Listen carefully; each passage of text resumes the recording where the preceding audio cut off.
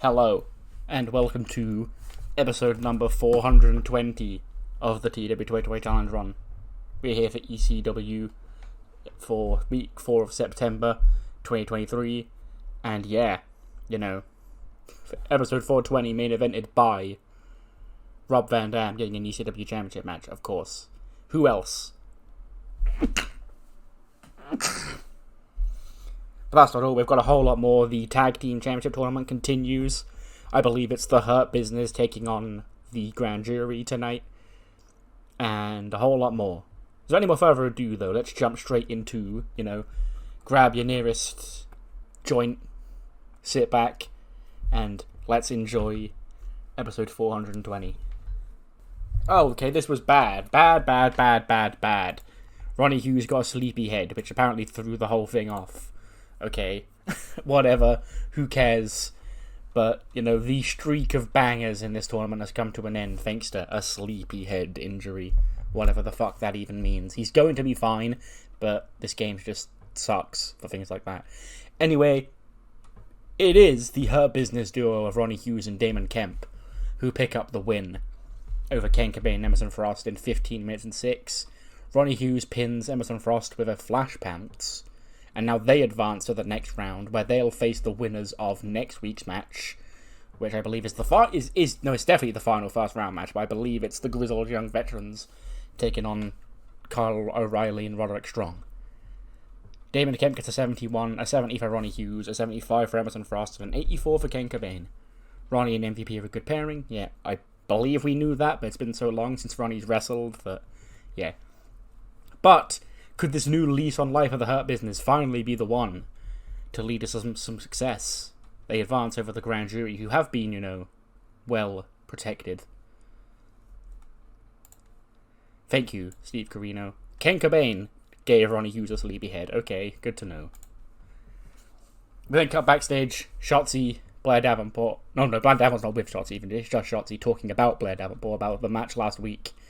How Blair, cheated to beat Shotsy. And he goes, you really think that's the end of the issues here? Okay, you didn't win fair and square. If you want to go to some sort of cheap, evil, extreme place, I've proven already throughout the weeks you've been doing this that I'm more than capable of going extreme just like you. So how about it, Blair? If you're such a woman that you say you are and you're so tough, why don't you face me one-on-one, woman to woman, at ECW's first branded pay-per-view event, High Voltage, next month. And then we'll see who really is the tough girl among us, okay? So yeah, Shotsy laying the challenge down for, I don't know if I said it in that rundown there, but it is Extreme Rules is because it's ECW, that's the variation on Hardcore I'm going to go for. But they're all the same match, basically. But yeah, I'm going to go Extreme Rules, been laid down the challenge, Shotsy against Blair Davenport one more time at High Voltage, which is on October week 3. It's 2 weeks after No Mercy. We then cut backstage. Matt Cardona, Chelsea Green, and Kurt Hawkins. And Cardona goes, last week that idiot Joe Hendry, he thought it was really good to come out there and, poke the bear, okay? Does he not know that I am the sports entertainment god? Okay, the king of extreme, the television champion. He makes that stupid song about me, it's not even good, nobody even cares about that song. I imagine we hear, Chelsea humming it. And she goes, Chelsea, knock that off. And she goes, oh, sorry, Matt. He goes, anyway, this thing between me and Hendry, it has to end. So next week, if he wants to come out here and make all those songs about him, well, I've got a very important announcement that he's going to want to hear. Because we've already seen 2 of the greatest returns in the history of WWE.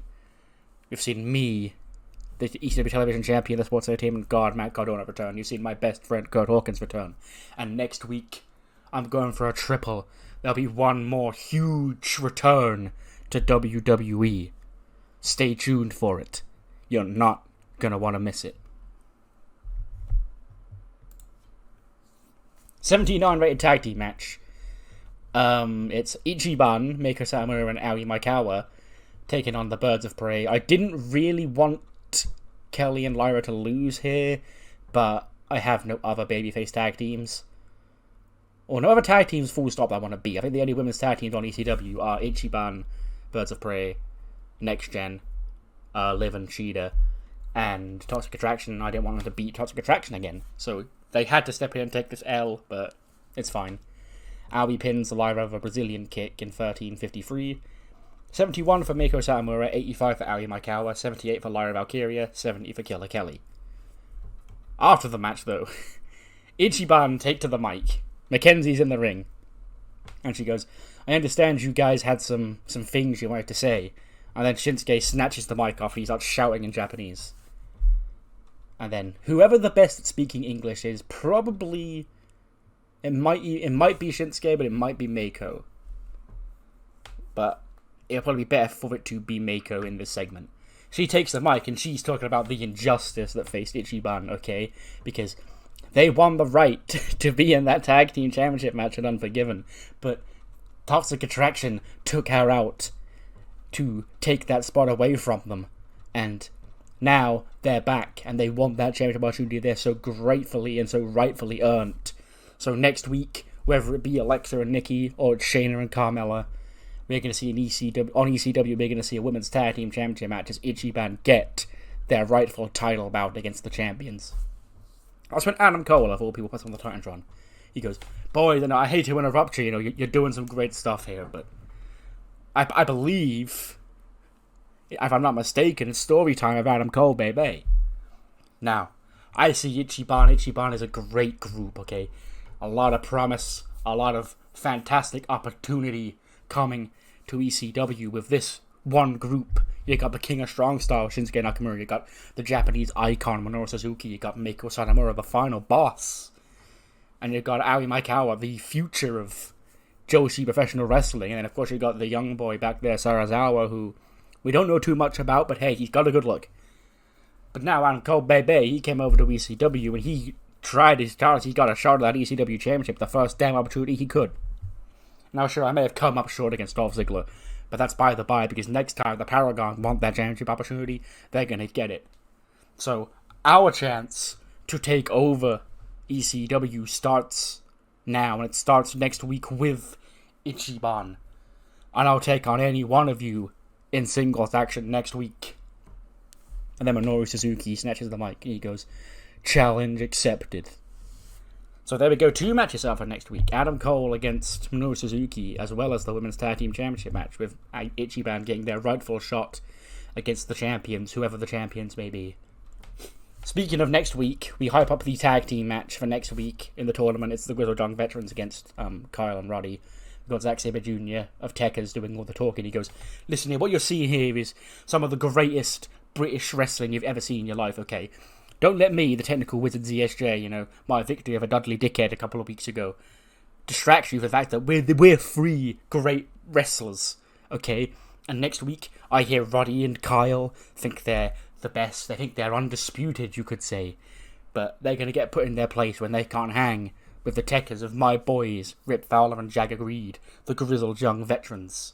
And then Rip Fowler gets into front of the camera and he goes, soon to be recognised as ECW's new tag team champions. And then cut from that to Kyle and Roddy sort of training in, their locker room or whatever.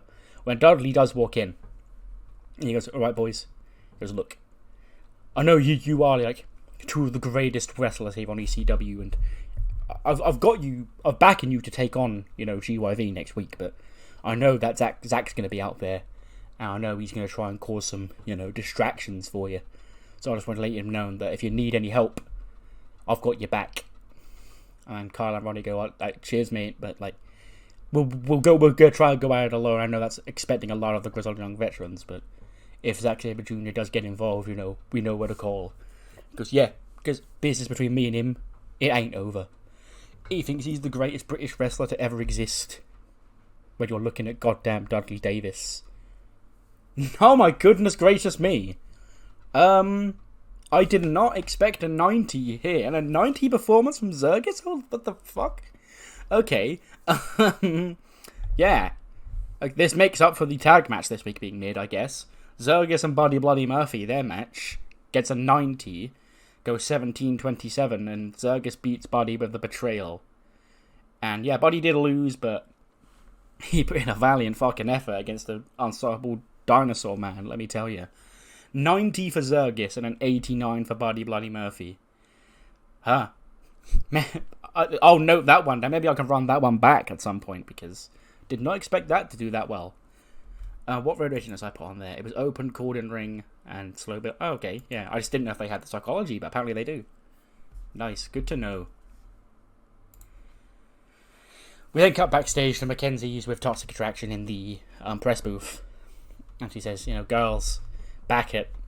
Unforgiven. You two lucked your way into that championship opportunity by taking out Ichiban, and you came up short. I imagine as soon as she says that, as soon as she says, take out Ichiban, JC Jane will, pull, a confused face and, mocking face at McKenzie, and as soon as she finishes, she goes, what makes you think we're the ones who took out Ichiban, okay, McKenzie? Your wild accusations you're throwing at us right now. Okay, look, what happened between Ichiban and Toxic Attraction is none of your business, but I can tell you that we wouldn't have done such a thing, okay? Because we lost fair and square, and sure, Gigi may have lost at Unforgiven for us, but we know we're going to get another crack at the championships one day, because Mandy's thriving on Raw right now. She got a win just last night. And now me and Gigi, we're going to prove the Toxic Attraction is alive and well. So, Ichiban, if they win, or if it's still Alexa and Nikki, or if it even is Shayna and Carmella, we're still coming for those gold. Okay, and this time, if you want to say we lucked our way into a championship opportunity, this time we're going to earn it, and we're going to earn those championships. So long as Gigi remains focused. 78. I'll take that for this. Nene's in it, so yeah, that's still fine. This temporary alliance between Cora Jade and Next Gen doesn't end too well for them, because it is Live for Battle, the established tag team here, who do pick up the win. Liv pins Cora with the Oblivion in 13:35. 49 for Nene, 76 for Cora, 79 for Shida, and a 74 for Liv. Yeah, so 78 for that, I guess, overall is pretty fucking good. But, after the match, Liv and Shida take the mic, and they call out Julia. And Julia sort of just walks out onto the stage and goes, what, And Liv goes, look, I may have came up short in my quest to become ECW Women's Champion at SummerSlam, but God damn it, give me one more shot. And Julie just laughs and goes, Liv, I beat you. It's over. And Shida takes the mic and she goes, you haven't beat me. And then of course Julie sort of pauses and goes, huh? Okay, so what exactly are you implying, Shida? And she goes, I want a shot at your championship. And I want it at high voltage. And Julia sort of just laughs and goes, yeah, I don't mind beating you. You're on. So yeah, that is there for high voltage. It'll be Julia against Hikaru Shida for the ECW Women's Championship. But moving on to next week, it will be, as we heard earlier on tonight, Adam Cole Bebe taking on Minoru Suzuki of Ichiban in singles action. On top of that, we are going to see, as we heard earlier on, Toxic Attraction look to try and earn their shot, their opportunity, but they've got to wait for another week because Ichiban are getting their rightful opportunity next week, where they'll face either Alexa and Nikki or Carmella and Shayna, whoever wins. In that, the ongoing war, I guess, here for the Women's Tag Team Championships. But speaking of Tag Team Championships, we have got Kyle O'Reilly and Roderick Strong of Undisputed taking on Tekka's Grizzled Young Veterans Rip Fowler and Jagger Reed in the final first round match. And even more tag team action, because after we just heard about Shida and Julia's match at high voltage, Liv Morgan and Hikaru Shida will be in tag team action again next week, as well as Matt Cardona is promising yet another huge return to WWE, taking place on next week's ECW show. But moving on to the pay-per-view, 2 matches announced so far, and they are both on the women's side. The first being the aforementioned Hikaru Shida challenging Julia for the ECW Women's Championship, and what's sure to be a hard-hitting affair, as well as this now made official from the desk of Paul Heyman. Blair Davenport and Shotzi Blackheart will settle the score in an Extreme Rules match, coming up at high voltage in 3 weeks' time.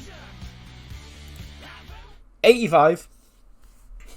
They had the nerve to tell me that RVD didn't have the stamina to go for as long as this, but it's episode 420, so he's showing up, he's showing out, and he does get an 85 rated match. It was fine to main event with this, actually.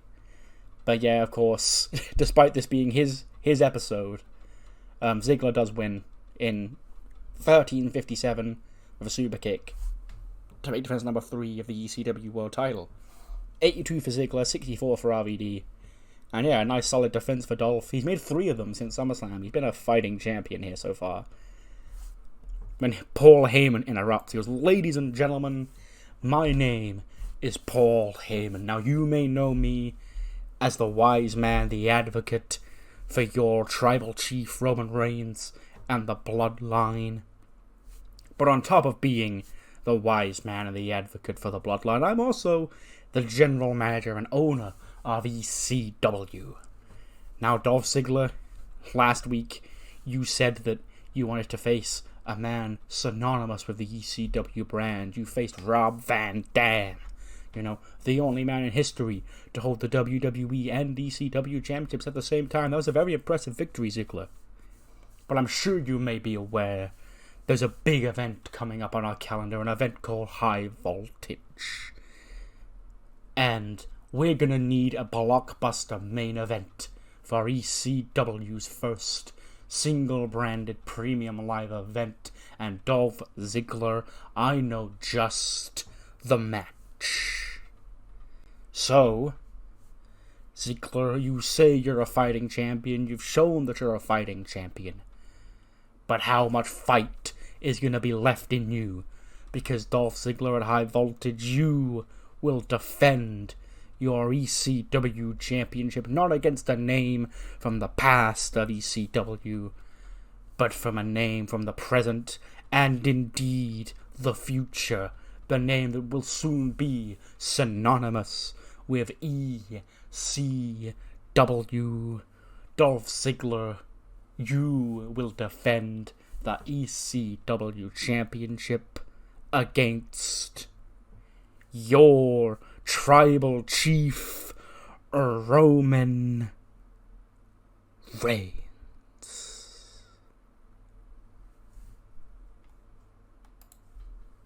88 rated show. Sure, we take that. ECW again, nice and easy to smash out and do real quick. So it does flow nice, but you know, I do like how it's different. I'm not gonna make every show like this, like Raw and SmackDown, like ECW, because I like it being different enough. So yeah, I think I've hit on a winning format here with the 2-3 hours, the 1-2 hour. But yeah, that's the end of ECW. 3 matches set for High Voltage. Those being Blair Davenport against Shotsy Blackheart, Extreme Rules.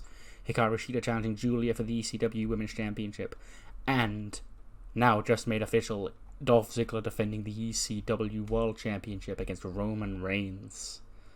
And now, that's the end of this. We'll see you on the other side for SmackDown, episode 421, as we continue the build towards No Mercy. See you then.